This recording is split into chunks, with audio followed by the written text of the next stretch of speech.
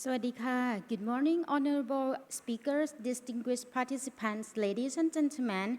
Welcome back to the last day of the International Share Hybrid Seminar on Micro-Credential in Thai Higher Education, Opportunities, Challenges, and Outlook from ASEAN and Europe.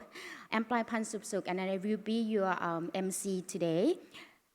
I hope that you have a very good night's sleep last night with the rainy night day. And before we start today and panel discussion, I would like to invite Dr. Hazman Abdullah to give you a summary of the discussion from the previous seminar day.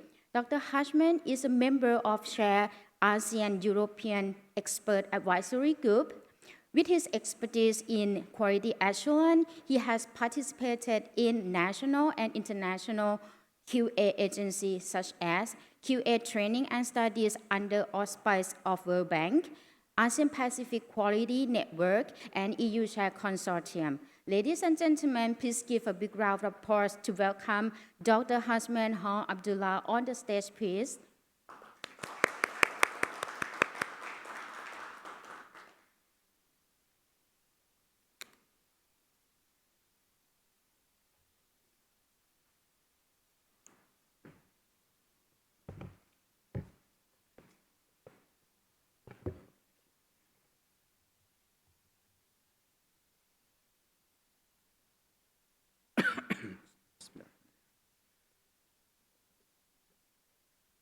Dear friends, delegates, Sawadee and good morning. I presume you've had a good night's rest after a whole day of micro-credentials. And it is my pleasure to provide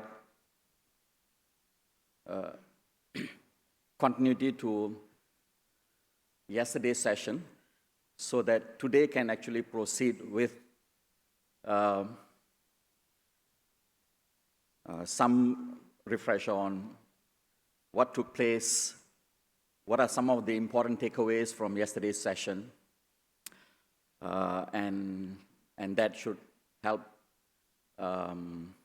the session today for both the speakers and also the participants and delegates both here physically and also those who are participating via Zoom.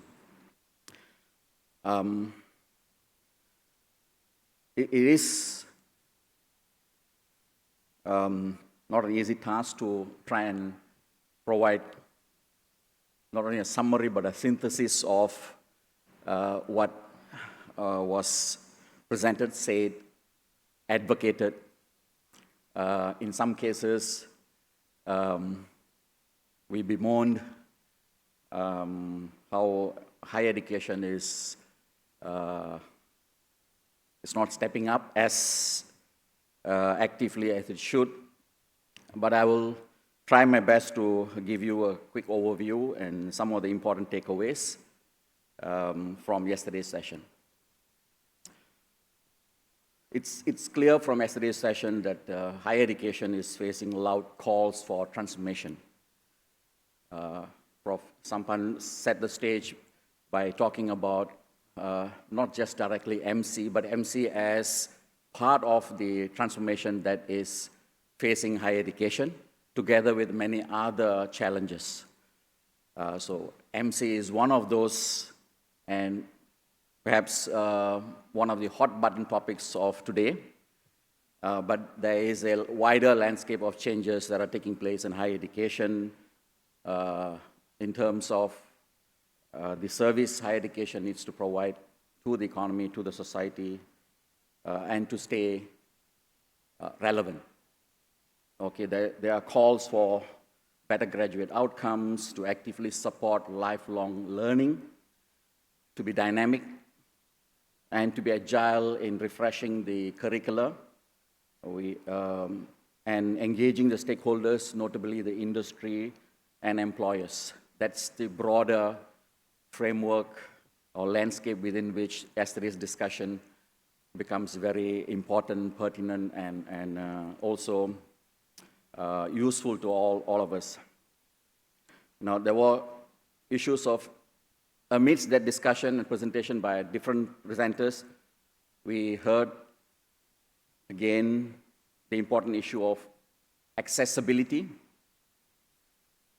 affordability, employability, and lifelong and life-wide learning as important socio-economic goals.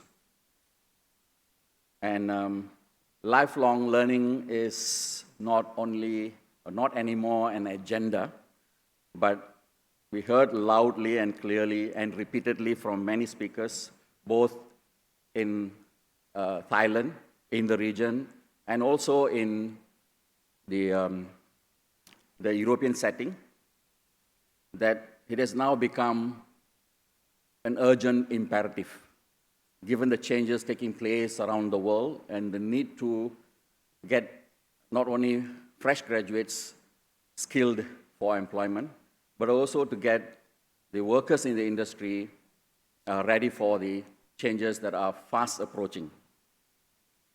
So that's sort of the stage that was set yesterday from different speakers.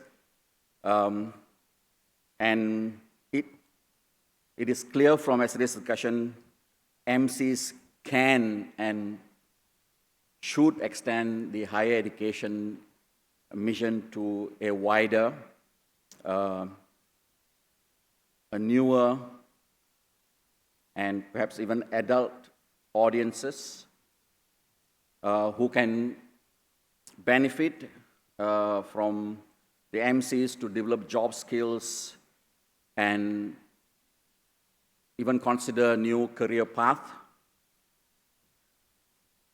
And the MC also presents an opportunity to look at higher education curriculum as not only serving the students and graduates and learners, but as a way to extend what the university does with them throughout their lifetime, together with the industry, in supporting job skills and also ensuring employability. And I think in the context of Thailand, it was clear that there is a pressing need, perhaps through MC, to provide access to a lot more people out there who are not skilled yet, who are unable to fully benefit from the economy. And I think one of the speakers, Klanjai, was made a passionate plea for MC to be used as a vehicle to empower a lot more towards better life and living. And MC comes across as an attempt to revamp and even extend university curriculum through smaller size, small bits of learning at perhaps even lower cost, over shorter duration, with lots of learner choices, which sometimes is not available in a regular curriculum, with the possibility of stacking this short volume of learning, lower cost learning,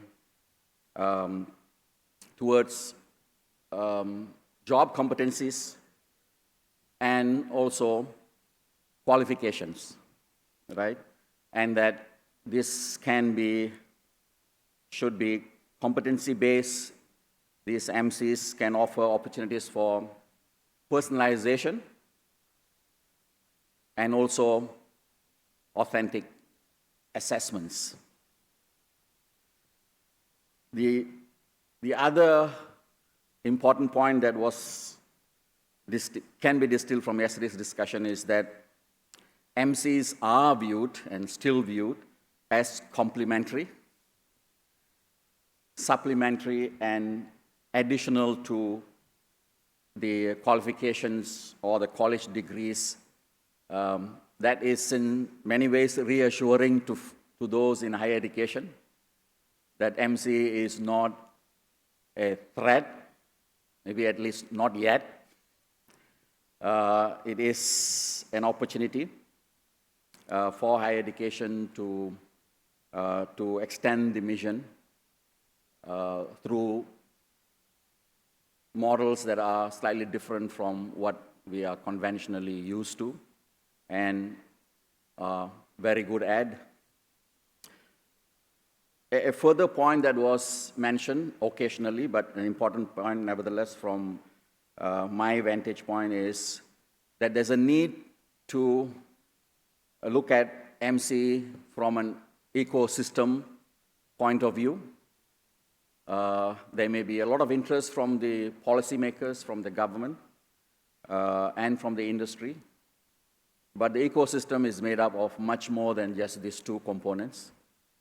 Some of the speakers made that very clear, that there's a need to look at QA bodies, funding bodies, besides higher education institution, policymakers, the learners themselves, in making micro-credentials really realize the full benefit that it can offer to all of them.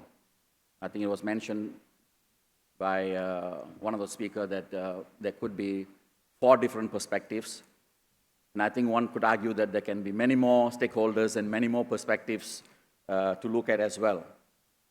And an ecosystem approach would ensure that the challenges faced can be managed or can be reduced when you get everybody on board, understanding what the direction is, what the roadmap is, and how it can actually contribute to resolve some of the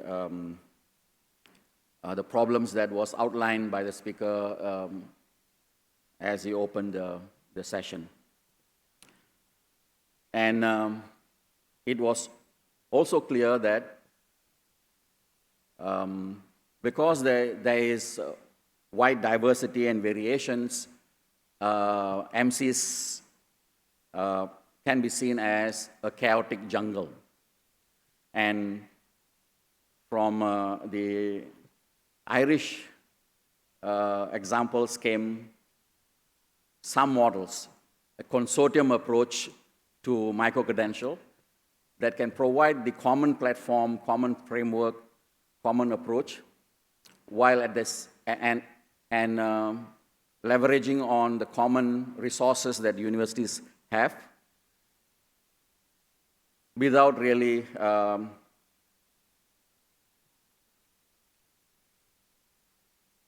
in any way affecting the individual autonomy of institutions.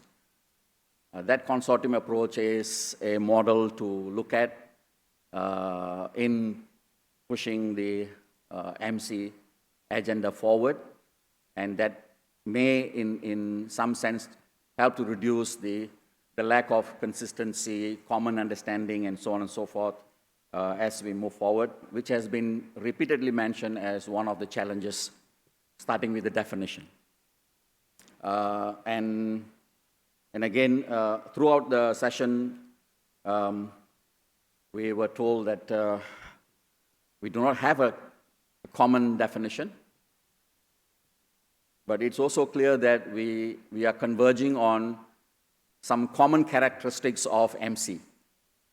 Although science seems to be best left to individual regions and countries to decide, but there is some consensus developing that the size will be anything less than the regular awards. It could be really micro. It could be something very close to the macro models, but it is something to be looked at in the context of each country. And I think in this case, the ECTS credits were mentioned, the Irish example was mentioned, and also a few other examples around in the region. But we are unlikely to get one size that's going to fit or satisfy all. So how micro do you want it to be? As micro as is practical. From my standpoint, seems to be the recommendation. Now, there is a call to look at quality assurance. If higher education is getting into quality micro-credential, they must look at this just like any of the awards.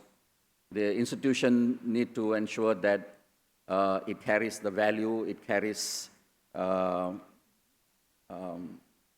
good benefits, it is open, it is transparent, and also that it remains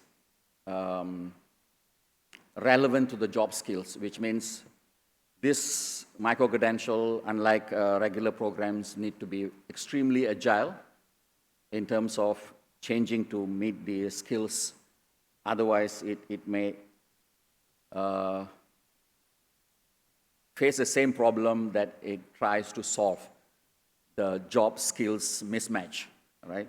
So this is an answer to the job skills mismatch, which came through quite loudly through the IBM presentation from IBM Thailand and also from the industry, that MCs are potentially a way out in making sure young graduates, as they join the workforce, are quickly equipped with job skills to make them job ready. We also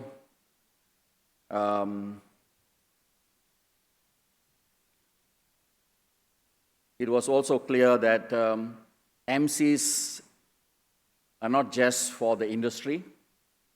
Now, the MCs can have a wider application, so they can serve economic, industry, employability purposes, but it can go beyond this to look at personal development and also other social needs as well.